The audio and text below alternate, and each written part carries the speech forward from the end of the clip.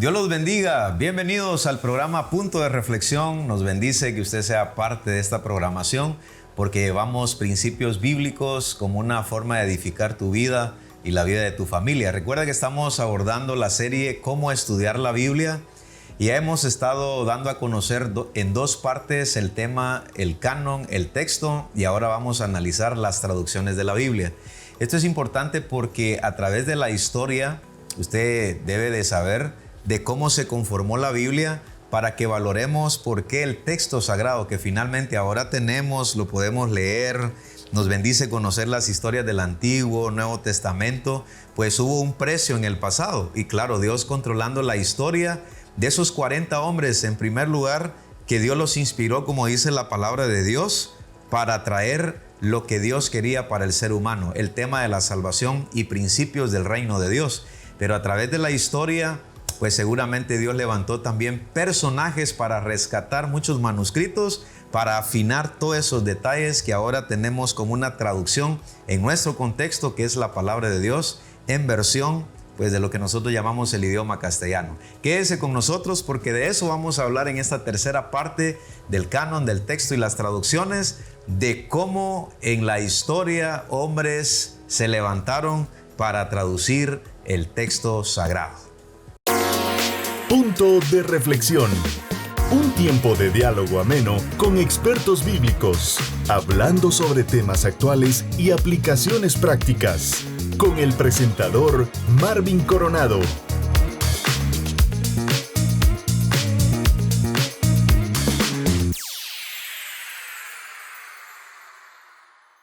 Dios los bendiga, gracias por su fina sintonía al programa Punto de Reflexión. Ya está con nosotros el invitado pues de esta tercera parte, porque vamos a hablar de las traducciones de la Biblia. Recuerden que el pastor Eric Ramos nos estuvo colaborando en esa reseña histórica de el canon, qué significaba el canon en su historia, que prácticamente fue en un contexto comercial, y luego pues hubieron algunos indicadores, ¿verdad? Algunos puntos que se establecieron para pasar como una regla de medida para seleccionar todos los libros que ahora tenemos en el canon del Antiguo y Nuevo Testamento. Y claro, todo eso vino a dar como resultado el texto sagrado que nosotros le llamamos Biblia. Pero antes de introducirnos a estudiar esos puntos importantes de interpretación bíblica, pues estamos tratando todo esto, Pastor Eric, para que la gente pueda conocer cómo en la historia se conformó la Biblia y también con relación a las traducciones vinieron a ser parte importante para que cada pueblo en su idioma tuviera el texto sagrado. Bienvenido al programa una vez más. Gracias, Pastor Marvin Coronado, por darnos la oportunidad de estar aquí en el programa para compartir este tema. Es muy importante, previo a hablar sobre cómo interpretar la Biblia, conocer el milagro que es la Biblia, todos los eventos que hay detrás de ella. Y lo maravilloso de todo esto es que es Dios actuando a través de la historia, interviniendo en cada momento y en cada época para darnos su revelación. Pastor Eric, no podemos hablar de traducciones, que es el tema que nos está ocupando como la tercera parte pues, de este tema que abordamos, canon, texto y traducciones, englobando la serie Cómo estudiar la Biblia. No se puede hablar de traducciones si no se conocen los idiomas originales, los idiomas en que Dios permitió que se escribiera y se plasmara el texto sagrado. Sí, así es. Los idiomas originales en los que fue escrito, tanto el Antiguo como el Nuevo Testamento, son idiomas muy distintos al que nosotros hablamos, ¿verdad? Y escribimos. Pues es muy conocido en este tiempo que el Antiguo Testamento fue escrito en hebreo. Y unas breves partes en arameo. Como también pues, sabemos que el Nuevo Testamento fue escrito en un griego, pero no en un griego clásico. A veces las personas, cuando uno menciona el griego del Nuevo Testamento, rápido piensa en Sócrates, en Platón en el idioma que ellos hablaron. Pero ese es un griego clásico. Dentro de la clasificación del idioma griego, se puede decir que es un griego clásico. El griego del Nuevo Testamento es un griego que se llama griego koiné. O un griego popular o común. Era la lengua que estableció Alejandro el Grande cuando conquista el mundo, el mundo de aquel entonces. y establece el griego que él hablaba, el griego koiné, como la lengua oficial del imperio macedonio. Entonces los originales sería el hebreo del Antiguo Testamento en su mayor parte en ese idioma, algunas partes del arameo y el Nuevo Testamento en griego koiné. Bueno, entonces, ¿cómo surge entonces la idea de las traducciones? ¿Por qué no se quedó en el original? ¿Por qué la gente no conservó hasta cierto punto, digamos, estos idiomas originales como una forma de recibir el mensaje de Dios? Sino por qué la importancia de las traducciones, porque no solo se habla del español que tenemos ahora. Por ejemplo, yo puedo leer en 2 Pedro capítulo 1, verso 20-21, pero ante todo entended que ninguna profecía de la Escritura es de interpretación privada, porque nunca la profecía fue traída por voluntad humana, sino que los santos hombres de Dios hablaron siendo inspirados por el Espíritu Santo. No es ni griego, no es ni hebreo, ni arameo, es español. Entonces, la importancia de las traducciones, Pastor Eric, de cómo evolucionó en el tiempo. Sí, las traducciones fueron importantes porque primero, pues es Dios obrando en el corazón y en la vida de aquellas personas que decidieron tomar los textos en sus idiomas originales y poder vertirlos al idioma, a la lengua vernácula del pueblo al que querían dirigirse. Las traducciones surgen por la necesidad de que el pueblo de Dios conozca la voluntad de Dios a través de su palabra. Todos los traductores han tenido un deseo, que las personas puedan conocer a Dios, que las personas pudiesen leer las Sagradas Escrituras. Y es pues interesante notar que los idiomas en los que fueron escritos la Biblia, tanto Antiguo como Nuevo Pacto, para los cristianos en los primeros siglos, era muy difícil poder entender un idioma como el hebreo, no era manejado por muchas personas. Y a medida que el Imperio Romano, vamos a viajar a ese tiempo, entró y la lengua del koiné se oficializó algunos siglos antes, pero a medida que el Imperio Romano entró y oficializó el latín como la lengua oficial, hablamos de otro idioma. Entonces latín. Ya surge otra barrera, ¿verdad? Para que las personas que se convertían en todo el Imperio Romano pudiesen tener acceso a la escritura, pues les era difícil poder leer el griego. Algunos no tenían la capacidad académica ni la formación para poderlo hacer, otros no tenían acceso a aprender esos idiomas. Entonces surge la idea de poder traducir la escritura a esas lenguas. Y esto es importante lo que estás mencionando, y creo que por ahí vamos a empezar a conocer por qué hay partes del arameo. Esto es bien importante, Pastor Eric, porque todos sabemos, la mayoría quienes hemos estudiado programas de teología, sabemos que el Antiguo Testamento es hebreo, Nuevo Testamento es griego o un griego koiné, como lo explicabas. Pero el arameo, ¿cómo surgen esos segmentos del texto sagrado? ¿Por qué el arameo? O sea, ¿cómo sucedió en la historia esa parte del idioma distinto a cómo se venía dando con los hebreos, ¿verdad? Surge la necesidad de... No surge la necesidad, voy a definir mejor la situación. Tenemos textos en arameo porque hay libros del Antiguo Testamento que se fueron formando en medio del contexto histórico del retorno de los exiliados, del retorno de los que fueron llevados a Babilonia cautivos. Y entonces en ese retorno y en esa estadía de 70 años promedio que estuvieron en Babilonia, en cautivos, pues los israelitas tuvieron contacto. El pueblo judío tuvo contacto con el idioma arameo. El arameo era la lengua oficial de los babilonios. De los babilonios. Entonces era un idioma muy conocido en aquellos imperios, y entonces ellos tienen contacto con esa lengua. Y esto lleva a una de las primeras traducciones que sucede, fíjese, pastor, vamos a platicarlas. Hay porciones del texto hebreo que tienen partes en arameo, como son algunas porciones del libro de Daniel, otras del libro de Malaquías. Son muy pocas, la verdad es que son muy pocas las porciones de arameo que están dentro del texto sagrado. Sin embargo, ahí está, como una evidencia de aquello que en realidad sucedió, que el pueblo judío fue llevado cautivo a Babilonia. Y el deseo de los traductores siempre fue dar a conocer el mensaje de Dios. Correcto. Eso es lo que se nota cuando el ser humano o los escribanos, los expertos, en el intento de llevar el mensaje de Dios, en este caso los hebreos. Porque me imagino yo, Pastor Eric, que las nuevas generaciones estuvieron 70 años, según el libro de Jeremías, en el exilio, aprendieron otra lengua y eso dificultó a las nuevas generaciones el tener de primera mano en su idioma materno, que es el hebreo, pero por las circunstancias políticas que se dieron, las nuevas generaciones, me imagino yo que hasta perdieron o tuvieron como el peligro de perder el idioma materno. El idioma materno. Sí, ese es uno de los primeros esfuerzos de traducción.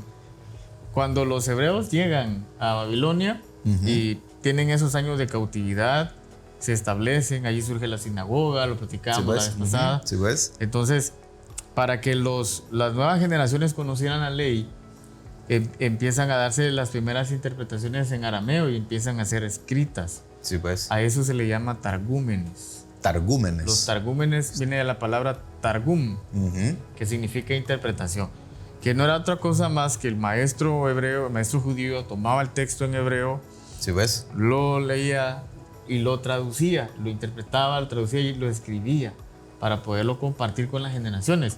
Esto sucede por el hecho de que para los escribas hebreos el texto era muy sagrado.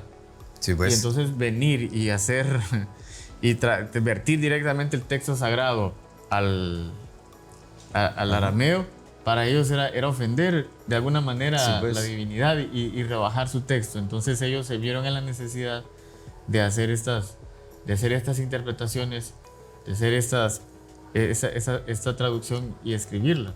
Pastor Eric, te pregunto entonces, ¿hubo peligro entonces de que en las generaciones siguientes, porque son 70 años de no hablar tanto el hebreo y que por eso fue, digamos, como el deseo de los maestros hebreos de que las nuevas generaciones no perdieran prácticamente la historia, su identidad como nación israelita? Su identidad espiritual, sí.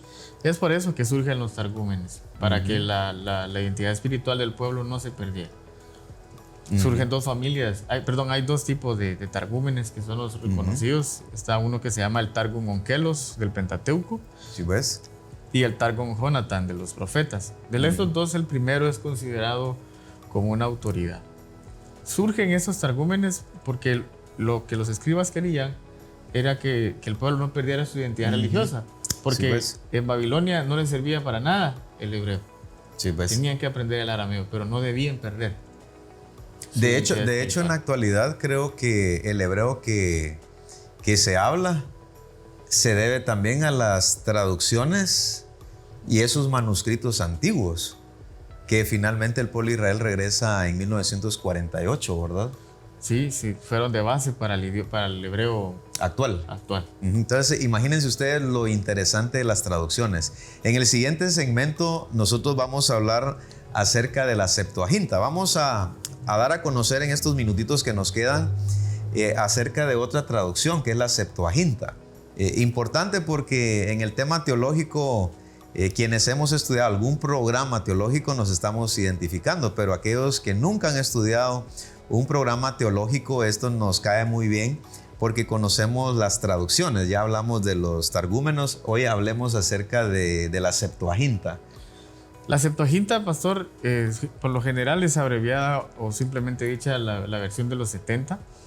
Pero ¿qué es la Septuaginta? La Septuaginta es una antigua recopilación en griego koiné de las escrituras hebreas que estaban incluidas en aquel entonces en lo que se llamaba el Tanaj. Aquí se incluyen los escritos originalmente en griego, los 5 libros del Pentateuco. Estos fueron traducidos en el reinado de una de las personas que fue muy importante dentro del gobierno, Alejandro Magno, y que queda a cargo de toda el área de Alejandría y Judea. Él se llamaba Ptolomeo II. ¿Sí ves? Ptolomeo II quería tener una copia en el griego, koiné, de las escrituras hebreas. Entonces, a eso se le llama entonces la Septuaginta, la versión de los 70. ¿Por qué la versión de los 70? Porque en el tiempo de Ptolomeo II se trae, la historia dice que se da la orden a sacerdotes que estaban en funciones en ese tiempo en el templo de elegir a 72 ancianos a los ancianos mejores preparados y versados en la ley del Señor para poder hacer una traducción. Y es así como eligen a estos 72 ancianos que cada uno representaba a una de las tribus de Israel. Cuenta la historia, ¿verdad? ¿Sí ves? Que fueron llevados a Alejandría y se sientan a trabajar la traducción del Antiguo Testamento. Bueno, ahí tenemos una segunda forma de traducción desde los orígenes, partiendo de las lenguas maternas como era el hebreo, finalmente el arameo, algunas partes del Antiguo Testamento y el Nuevo Testamento que está en griego koiné. Continuamos entonces después de un breve momento que vamos a estar y regresamos comentando acerca de la Septuaginta. Difundimos la verdad de Cristo. Amigos TV. De regreso al programa Punto de Reflexión. Dios los bendiga.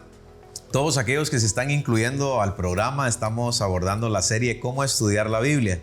Y previo a eso estamos dando a conocer este tema que llevamos ya precisamente hoy, la tercera parte. Estamos hablando del canon, del texto y de las traducciones. Hemos estado hablando con el pastor Eric, nuestro invitado, acerca de la Septuaginta y nos quedamos por ahí. La Septuaginta tiene que ver con la versión de los 70 en el intento de llevar una traducción a un emperador, entiendo. Sí, a uno de los... un emperador egipcio. O sea, Ptolomeo II fue uno de esas personas importantes previo o mejor dicho, dándose la situación en la muerte de Alejandro. Cuando Alejandro muere, el reino es compartido entre sus generales. Entonces lo que es el área de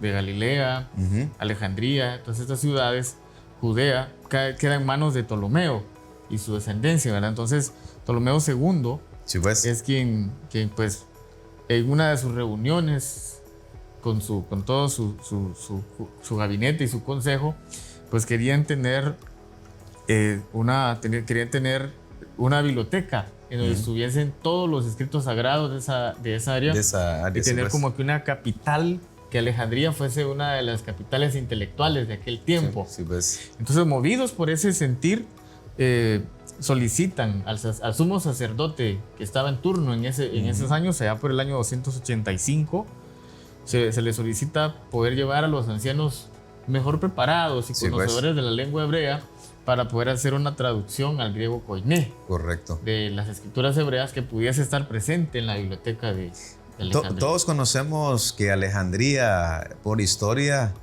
fue un centro de erudición. Correcto. El deseo era traer toda la sabiduría en esa época, en las regiones dominadas, como ya nos explicabas. Y qué intento tan bueno hasta cierto punto, porque traer ciertos manuscritos importantes, en este caso libros sagrados, y traerlos a la lengua materna, porque la influencia del griego era bastante fuerte en esa época, como el inglés en nuestra actualidad. Que todo el mundo queremos aprender inglés, ¿verdad? Porque es como el idioma universal por asuntos comerciales, por asuntos de negocios, por asuntos religiosos. O sea, el inglés en la actualidad es bien importante, aunque ahora hay más idiomas que también están dándose puerta abierta porque el mundo ahora es tan amplio. Pero en esa época, Pastor Eric, el idioma griego era importante por cuestión cultural, porque todo el mundo pues estaba asociado con la cultura griega. Así es, el griego koiné. Y de hecho esta traducción tiene mucha relevancia, pastor, porque se cree que esta traducción era la que usaban los cristianos en el primer siglo. Aquellos cristianos que no tenían la posibilidad de leer hebreo ni acceso a manuscritos del Antiguo Testamento en hebreo, pues leían la Septuaginta. Cuando los apóstoles en determinadas ocasiones hablan y se refieren a las escrituras, obviamente se refieren a las escrituras hebreas, pero es muy probable que ellos hayan leído la Septuaginta. Sí, pues. O sea, las traducciones ayudaron de alguna manera a quienes no se identificaban con el idioma materno, pero que las traducciones vinieron a dar cierta información en el idioma en donde se desarrollaron, ¿verdad? Eso es bien importante con relación a las traducciones, porque ahora vamos a pasar a otro idioma en los tiempos de Cristo, y creo yo que muchos siglos después, que es el latín. Recuerden que el Imperio Romano políticamente eran los que gobernaban. Los judíos estaban subordinados a ese imperio. Sin embargo, la cultura helénica era muy fuerte en el Imperio Romano. El griego, que ya hemos también dado a conocer, era muy importante.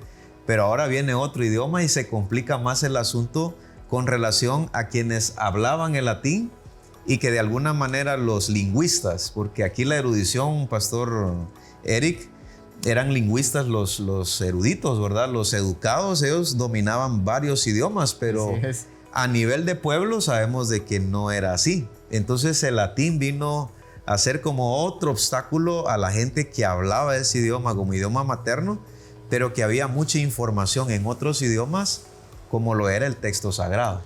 Sí, antes de hablar ya de las traducciones al latín, solo quiero mencionar así de manera muy breve, Pastor, que surge también una versión en siriaco, en el lenguaje siriaco, que se conoce como la Biblia Peshita. Eso es antes de la Vulgata Latina. Sí, es un tanto antes. El evangelio se predica, el cristianismo llega a muchas áreas, sí, pues. Y entonces surge la necesidad de conocer las escrituras.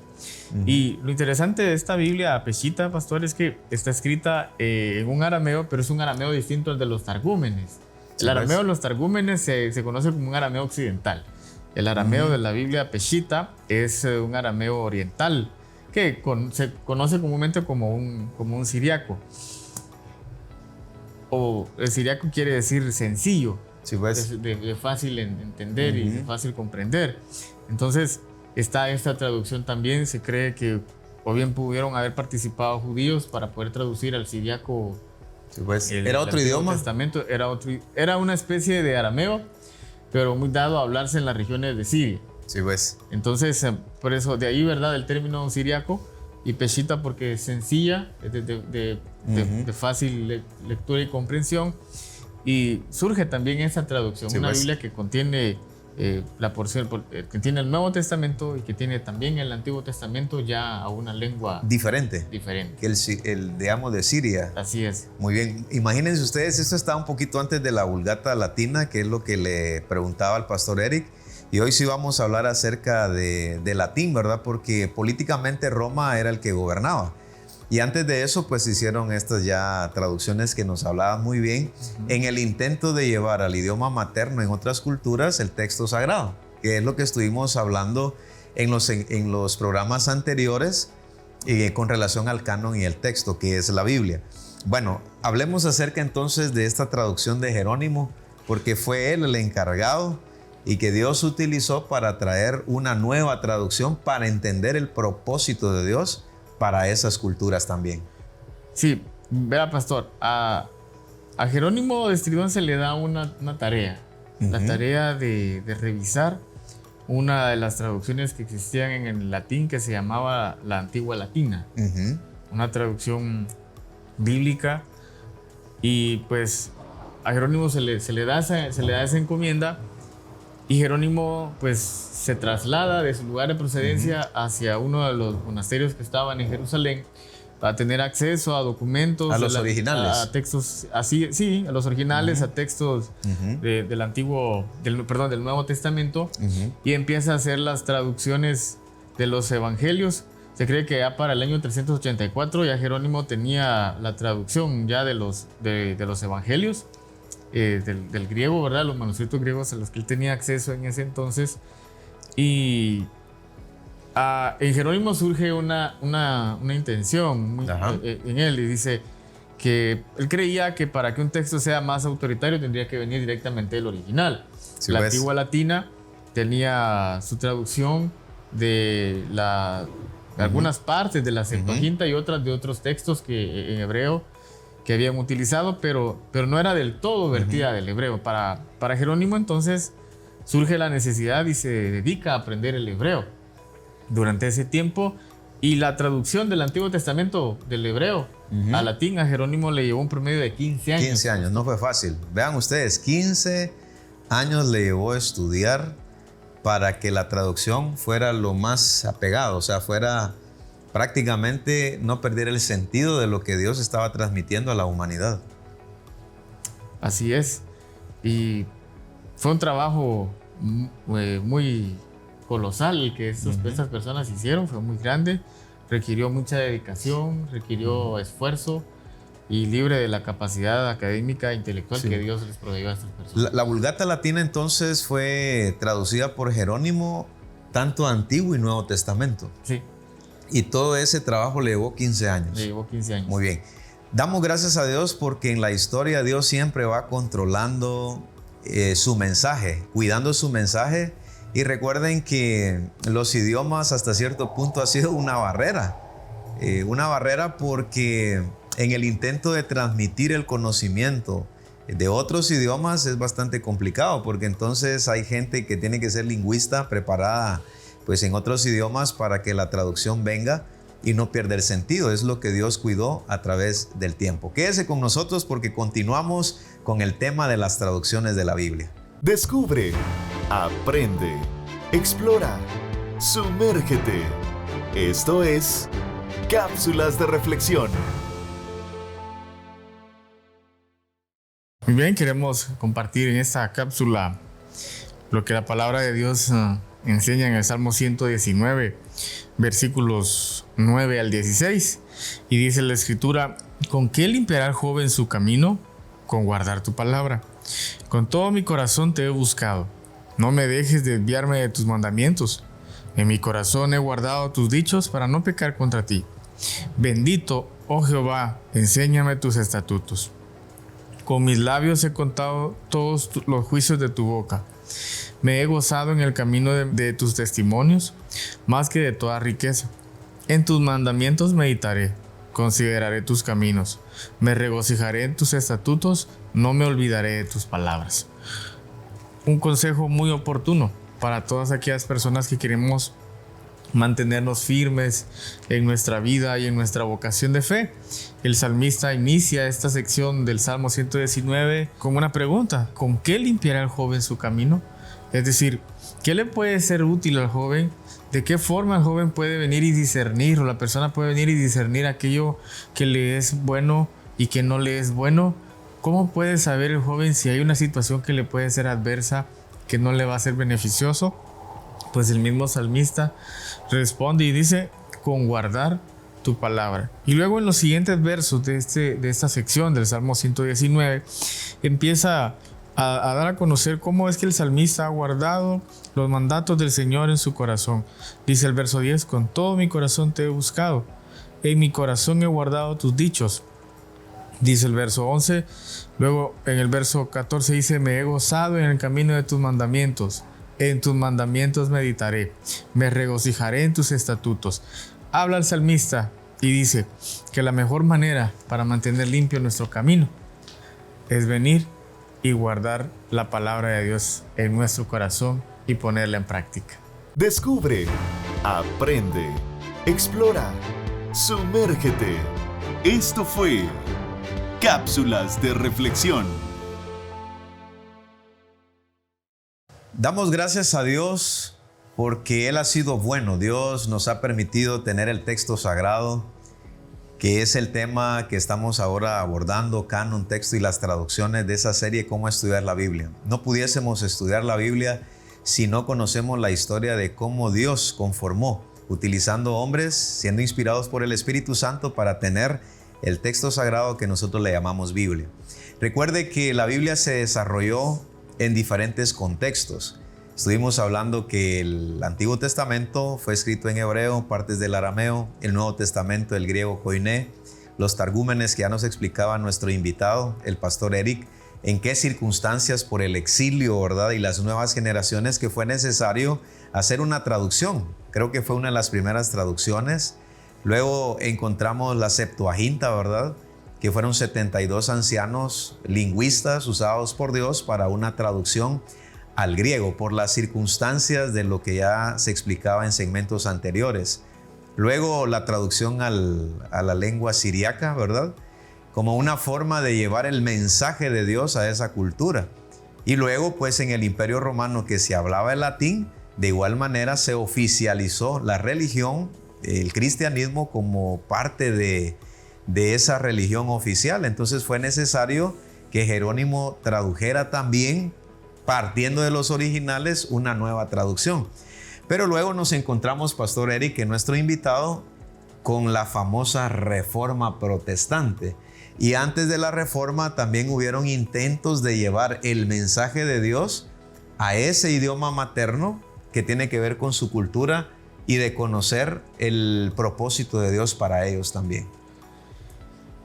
Sí, pastor, la realidad es que en la Reforma surge un deseo por reencontrar nuevamente la Escritura.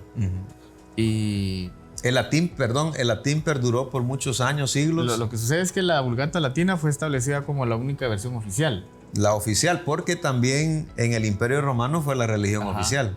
Sí, entonces cualquier otro intento de tener una escritura en lengua vernácula era condenado, era perseguido, era castigado. No se podía. No se podía hacer. Entonces, una traducción, en la mente de los reformadores estaba el poder presentar la escritura y que todos la pudieran entender, que todos pudieran conocer el mensaje de Dios. Pero para muchos de los reformadores surgía la siguiente idea. Tenemos una Biblia, una traducción de los originales al latín, pero que ya tiene más de 12 siglos. Entonces, habría que revisarla. Sí, pues. Habría que ir a los originales. El deseo...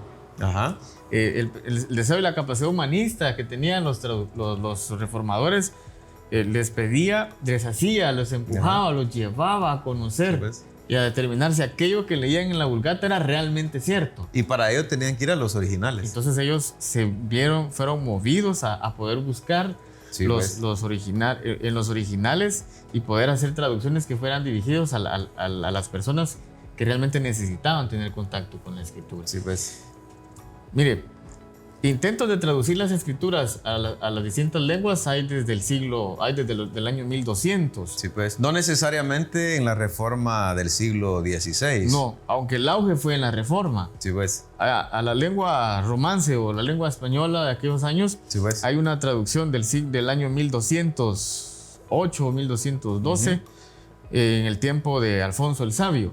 Sí, pues. Uno de los dirigentes de un monarca español que pide que se realice una de las traducciones de las escrituras a ese tiempo. Ahora, hay muchas más traducciones, pero la Inquisición, que era la parte armada del catolicismo, sí, pues, romano, perseguía, sí, pues, castigaba y en muchas ocasiones consideraba herejes a los traductores y los condenaba a muerte. Sí, y aparte de eso, pues quemaba todos los trabajos que ellos podían hacer. Ya en el estallido de la Reforma surge, pastor, el deseo de poder traducir directamente las escrituras desde los idiomas originales. Sí, pues. La Reforma surge en Alemania, ¿verdad? Sí, claro. Y luego el movimiento llega a Inglaterra y a los otros países de Europa. Pero llama la atención que hay un reformador que se le conoce como la Aurora de la Reforma. La Aurora que es John Wycliffe. Wycliffe empieza a hacer sus primeros intentos de inglés. En Inglaterra.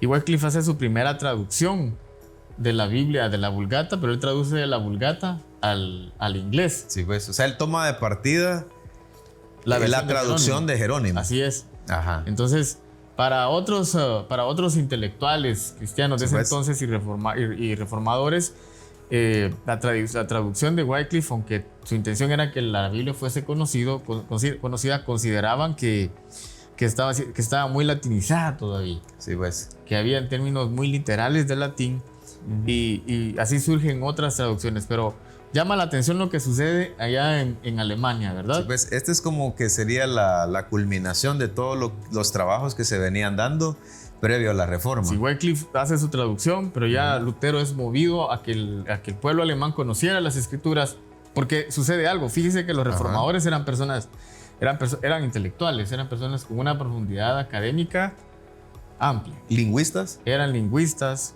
de primera, conocían los idiomas, sí, pues, de los manuscritos. Tanto el Antiguo como el Nuevo Testamento. Sí, pues. Eran personas que estaban dedicadas a las artes, ¿verdad? De las artes académicas. Y Lutero, pues, era una persona que conocía y tuvo acceso a leer la Biblia en los idiomas originales. Sí, pues. Se dice, la historia cuenta que Lutero aprendió el hebreo para poder tener una traducción del Antiguo Testamento.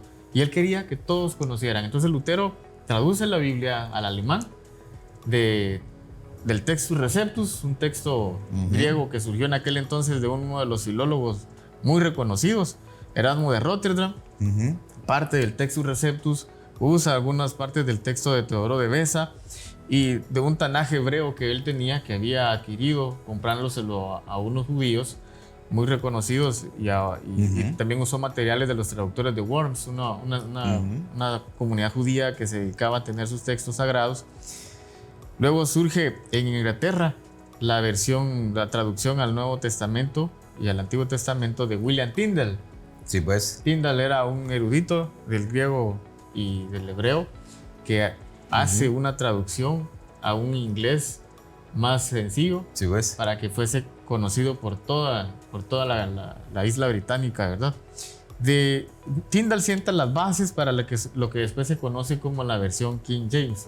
Sí, pues, sí, pues. Una de las versiones inglesas. Esta ya sería una traducción diferente. Sí. Esta sería una traducción diferente. Martín Lutero tradujo toda la Biblia al alemán. Al alemán. Sí, pues.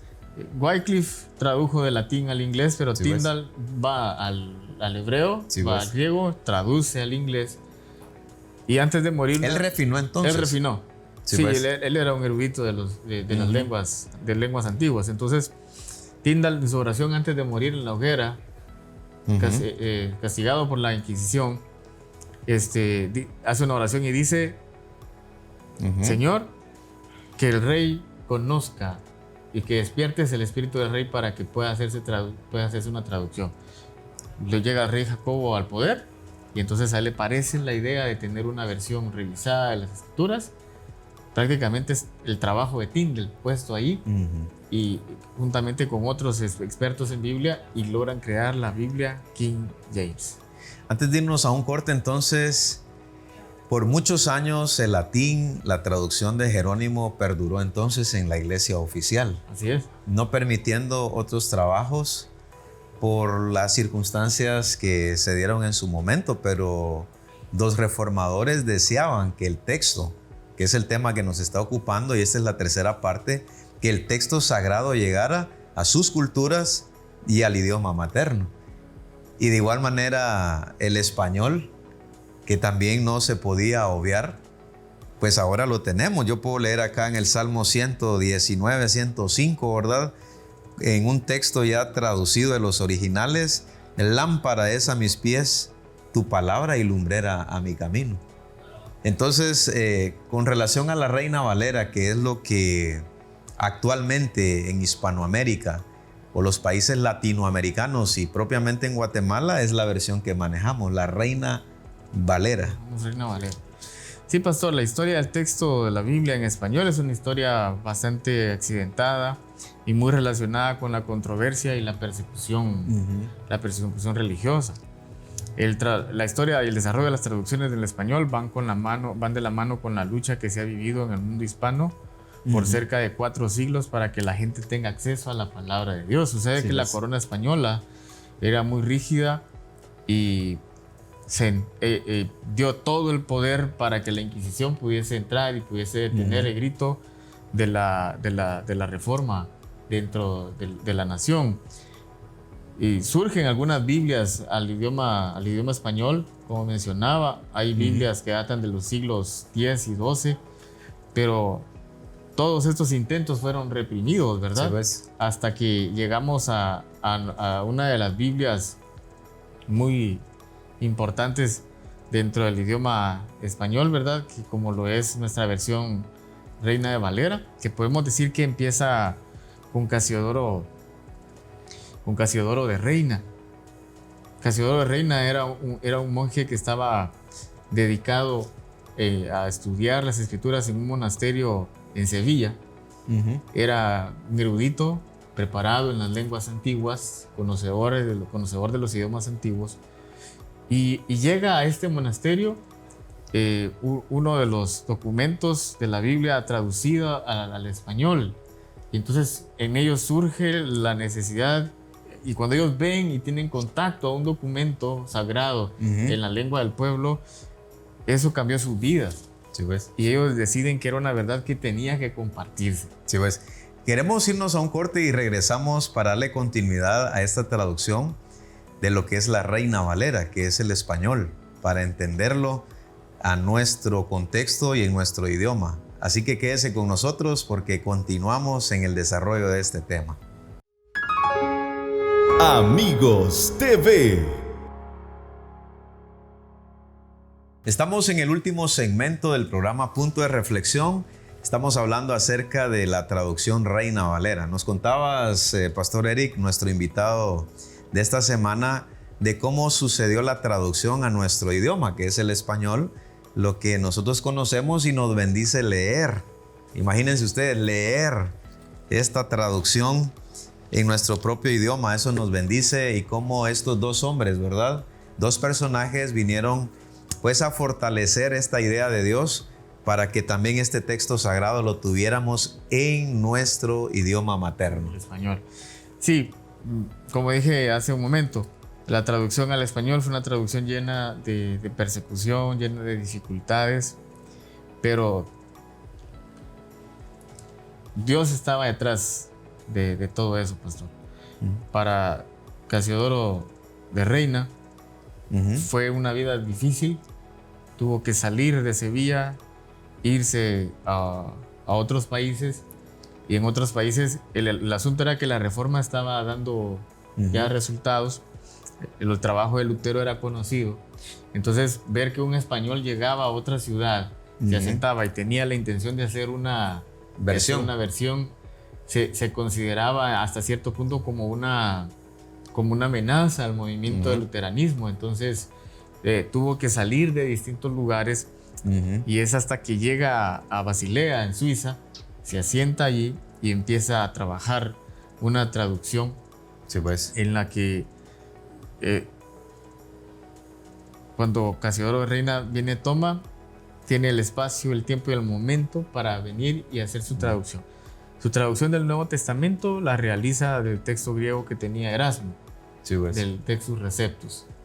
La traducción al Antiguo Testamento la realiza basado en algunos manuscritos, tanto del Antiguo Testamento como de la Septuaginta, pero usa una traducción que ya existía del Antiguo Testamento, de una Biblia hebraica de aquel entonces, que era una Biblia hebraica traducida palabra por palabra, que él la utilizó como un libro de texto. Sí, traducía una palabra y la consultaba, y iba haciendo sus comparaciones para ir armando sus traducciones. Y es así como surge la Biblia al español, la Biblia de ese español de oro, sí, la versión del oso. Se conoce esta como la versión del oso porque estaba en su portada, tenía un oso alcanzando un poco de miel. Sí, pues. En alusión a que la palabra del Señor es más dulce. Sí, pues. Mi palabra es más dulce que la miel, ¿verdad? Fue un trabajo muy duro.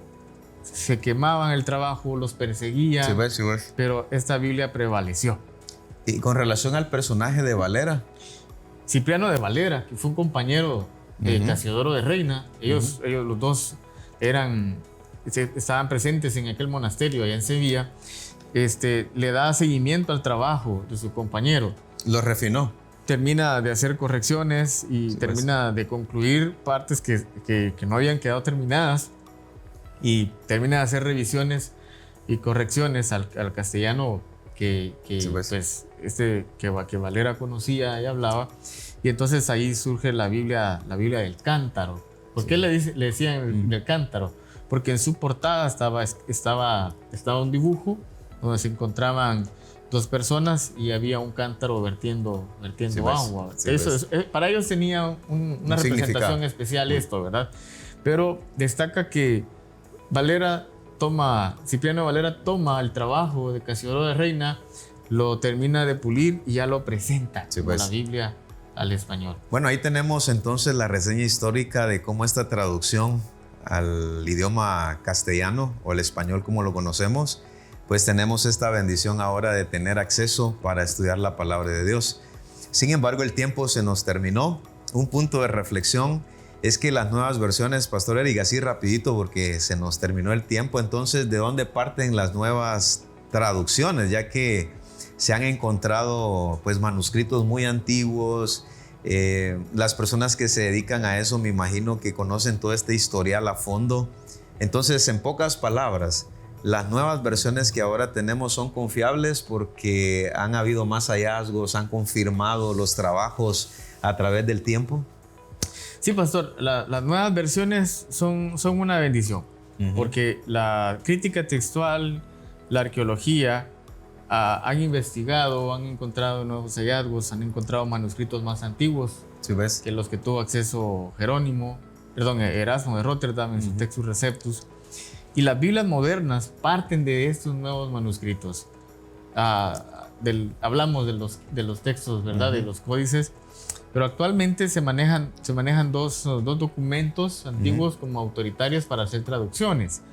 Está el texto SBU, que es una recopilación de los códices sinaíticos, Vaticano, Alejandrino, Beza, el códice Efraín, el códice del Cairo, y se hace una sola recopilación y se tiene un texto. Se conoce como el texto SBU. De aquí parten todas las traducciones actuales.